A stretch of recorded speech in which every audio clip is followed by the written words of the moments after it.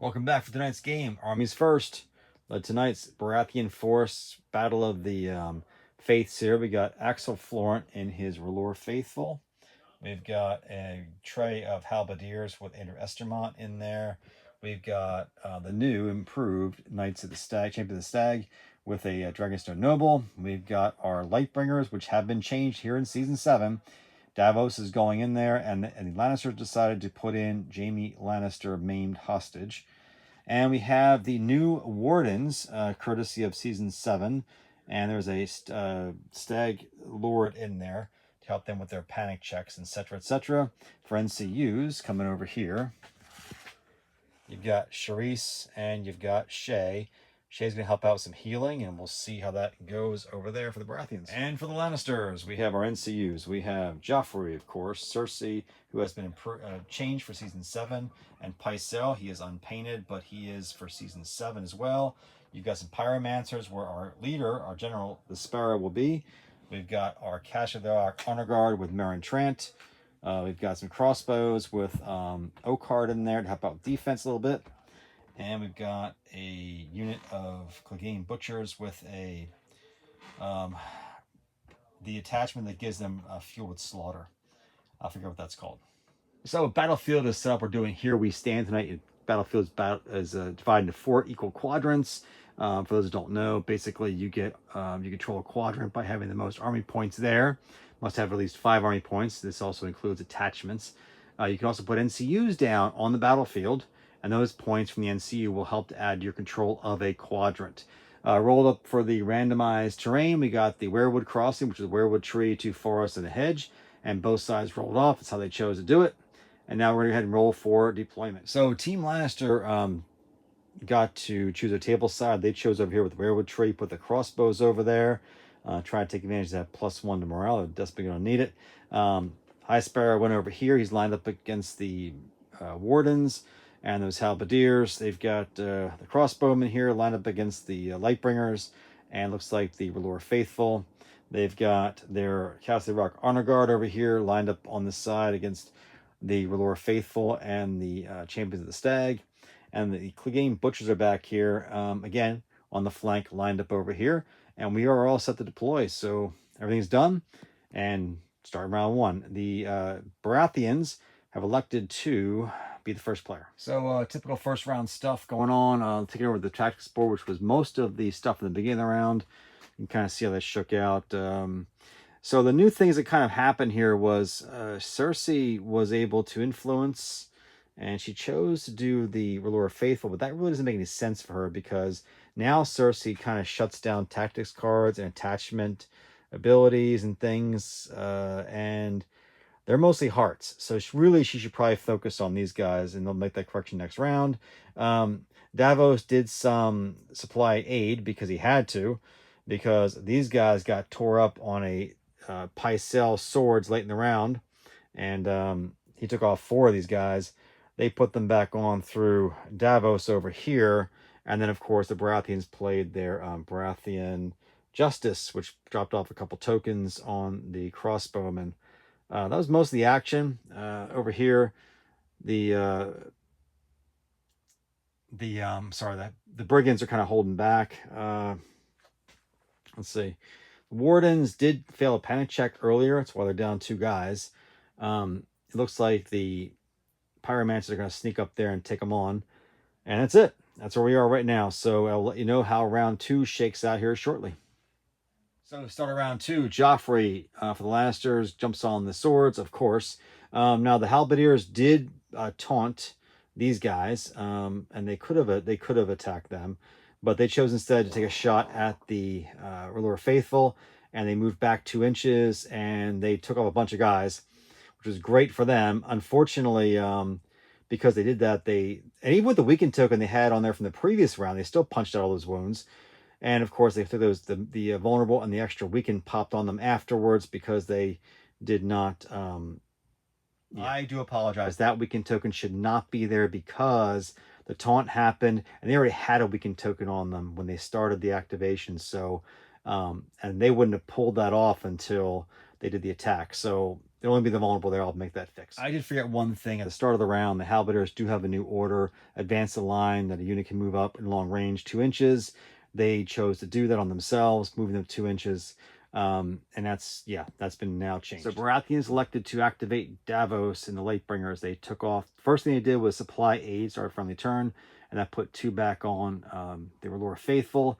That gave them, they were down a rank, so they were able to reroll dice. Now they have a -1 to hit because Jaime's in there, and those guys do control the crowns with Jaime or with Joffrey out there. So even so, they still punched out a wound on those guys, and they also, the Castle Rock Honor Guard failed their panic check for 1 wound, but plus 1 more wound because it was a R'hllor unit. These guys within long range of it. So I'm starting to see the synergy. And because they completed the attack action, 2 more went back over here, putting these guys back to full strength again. So Axel activated. He went for fiery charge, played it, got up there, but he went through the forest. So that gave these guys, the crossmen, a +1 of their defense, dropped into 3s. And basically, because he's got that O card in there, they can't pull vulnerable tokens off these guys. I had to put it back on there. I took it by mistake. And they blocked everything. So nothing happened here. Well, thanks to Shay jumping on the horses, the champions were able to retreat off of the Castle Rock Honor Guard, and then they were able to get a charge off later in the round. Even though they had a weakened token on them and Pycelle was influencing them, his new stuff is pretty good. He makes the person he influences suffer -1 ranks. They only throw in 5 dice, and with the weakened token, they still put off 5 hits. They didn't block any. They did pass their panic check, though, and that's where that one ended up. So Pyromancers did fail a charge against those halberdiers. It was like literally like a millimeter or 2, and that allowed the wardens to make a charge. Horrific Massage went off, but the wardens passed it by rolling a 10 on the panic check, despite all the modifiers. And then the wardens wound up with their 6 dice at 4s. They did get 3 hits on them, and they didn't block any of them, taking 3.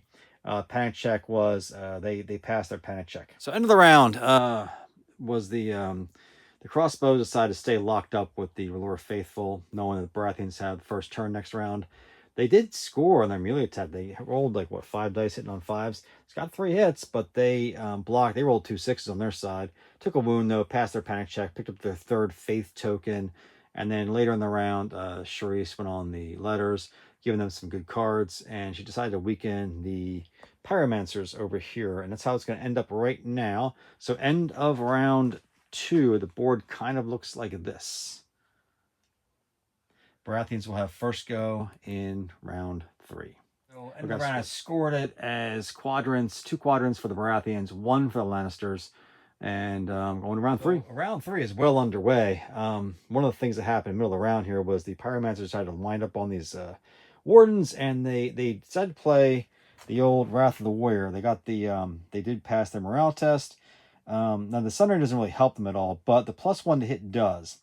Meaning they're hitting on 2s now. At the time they had 7 dice, they had more ranks. They did manage to peel up, I think it was like 4 or 5 of them, but once again, these no, it wasn't even that, it was like 3, I think. These guys have passed like every panic check, and they shouldn't have, but they keep doing it. Counter Strike went off this time, and took off, I think, 3 of these guys. In addition to the Stag Knight Noble has, every time they lose a rank, another guy gets plucked off. So they're actually, through attrition, these wardens, I thought wouldn't hold up against these Pyromancers, but they are doing quite the job. And the halberdiers still haven't gone yet. That is board state after round 3. So scoring this up, the Baratheons only got over in that corner over there. They got 1 point. But the Lannisters get this quadrant over here. They also tied, thanks to Pycelle, denying the Baratheons this quadrant, and the Lannisters get that quadrant over there. So other news, nothing much. There was a retreat over here, but the halberdiers are bearing down on them. They're still locked up over here. This attachment, I must say, this guy, Eris Oakheart, being able to re-roll those defensive dice has been huge this game, keeping these guys locked up with them like a tar pit now for 3 rounds.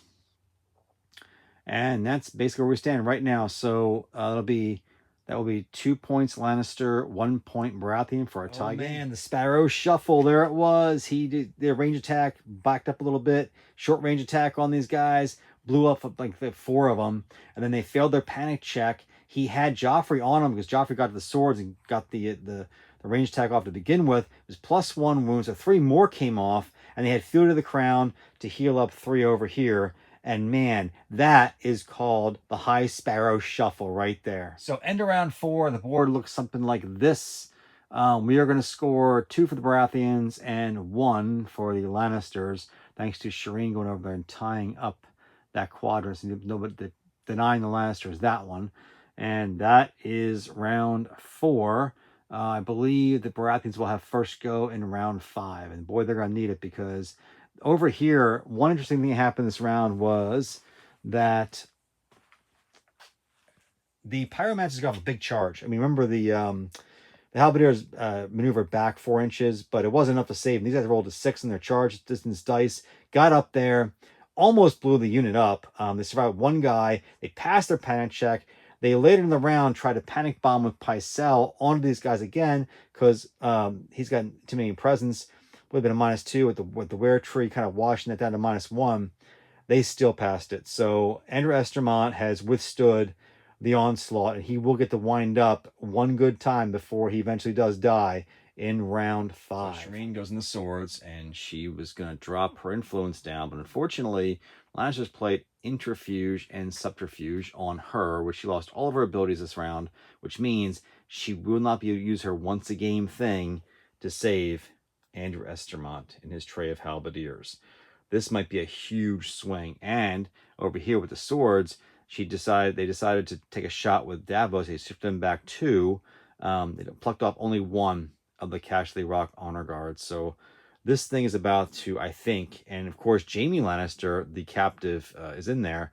This thing might want to swing to the Lannisters here pretty quick. The Lannisters respond by dropping Cersei on the bags. She heals up 3 over here, but most importantly, she drops her influence on the Halberdiers on Andrew Estermont, and because she controls the bags, she essentially shuts this unit down. I mean, they can't be targeted with tactics cards because she's on the bags. Andrew Estermont loses all of his abilities. Yeah, it's pretty nasty. No orders either. So this thing is, yeah, she's really shutting these guys down. So I think Andrew Estermont is dead. They neutralize Shireen's ability this round. Cersei's going on to neutralize the rest of it. And yeah, the Baratheons can't save him. So Baratheons have to answer all that by using the action on their turn to retreat Andrew off of there. And that's it. So moving on to Lannisters decide to take a charge with the Pyromancers and do a lot of damage. It took off 8 off that, 7 off that tray, which is great. But then Baratheons played Final Strike on them, which resulted in all these guys getting blown off. So that is where it stands. Axel decides, you know what, I'm swinging back at you, because he's worried about them over there taking a shot. He had 1 rank when he started. Heroic Visage went off, but he passed his panic check. That was good. They did the attack action, and he only had 1 rank at the time. So he played Ours of the Fury to go ahead and get that +1, hitting on 2s, rolling 4 dice. He did pull off 3 hits despite a weakened token being pulled on him. And then, of course, the Sparrow responds by playing Protection of the Father. And after he rolled defensive dice, he went ahead and he passed his morale test, and he blocked all 3 hits that were generated by their attack. And so no panic check went off. And yeah, the panic token came from Fire Resolve being played at the start. That's how they got that on him to begin with. So yeah, so then, of course, after the attack was over, he decided to pull his token, his faith token, to restore 2 wounds plus 1 for each restored rank at the time, which would have been 4 guys popping back on. And there you see them there. And that's how we kind of end this up. So end of round 5, Wardens were able to maneuver off of that with the horses, the hedge, to get that charge in. Didn't punch out a lot of damage. They had the bribery on them from Pycelle earlier in the round. And yeah, over here, the champions did manage to finally finish off the Butchers. Butchers hung in there for a long time, though, so they definitely held them up. These guys took a shot over here, did put a wound on them, but they passed their panic check. They probably should have shot at Axel, but they were nervous that they might, They might fail their panic check with the Sparrow, so decide to go for something else. Over here, charge over there. The honor guard did land into Davos, but thanks to them starting out in the forest, gave Davos a little buff there to his defense. And even though they had the Sundering and the Vicious on them and all the stuff they had, Davos still hung in there with only 2 wounds after all was said and done. And that's kind of where we sit right now. Now we're going around 6. And the Lannisters will get first turn, and we're going to see how this thing kind of plays out. Right now, I believe it's tied. It's a 5-6, I believe, in favor of the Brown. Well, this is how it goes sometimes. So Joffrey, Lannister's going first for top of round 6. Swords. He's going to take a shot not at Axel because he probably can't push through the panic damage on him. Instead, he's going to fight the Wardens, and he figures, well, we'll roll 4 dice. We're hitting on 2s now thanks to this card. We should knock off at least 3 or 4 of these guys and then maybe finish them off with a panic. Guess what? They rolled 4 dice. They rolled 3 1s, even though they're hitting on 2s. So only one of these guys will go, and now we're going to force the panic check on and a counter strike too, by the way, is waiting for you. All right, it all played out this way. So the Wardens did fail their panic checks, so they got 2 more off of there by 1 and 1 more for Joffrey. And then, of course, they had the counter strike for the 3 misses. They took off those 3 guys over there. They also tried to play final strike, but they got there it is. But they got counter plotted off by that card over there. So this is where we wind up. So wow. And this is definitely not good for Lannister. It is over because the Baratheons elected to throw Shay over there and heal back up again over there. And then they decided that the Lannisters, well, if they give us an attack, we'll take it. They tried to go one more time at the Wardens with the High Sparrow and the Pyramasters, and they did it again. They rolled 4 dice. They got 2 more 1s, which again means hitting on 2s, mind you, because of the card. Counter-strike happened, and it killed him, and that's it. So the Wardens actually survived, passed their panic check again, and between counter-strike, really just doing a lot of damage here. It is dunsies. So the Lannisters will lose that. We're going to call this for the Baratheons. That'll give them a point there. That'll put them in a total of 1, 2, 3, 4, 5, 6, 7, 8. Give them a total of 10 points for the game. The Lannisters, I don't think they can really kill anything. They're going to probably finish with most likely 1, 2, 3, 4, 5, 6, probably 7 points total. So about a 10-7 game if we kind of wrap it up here. Pretty close game. Fun. Came down to the Baratheons and the Wardens being pesky, and they just did their job.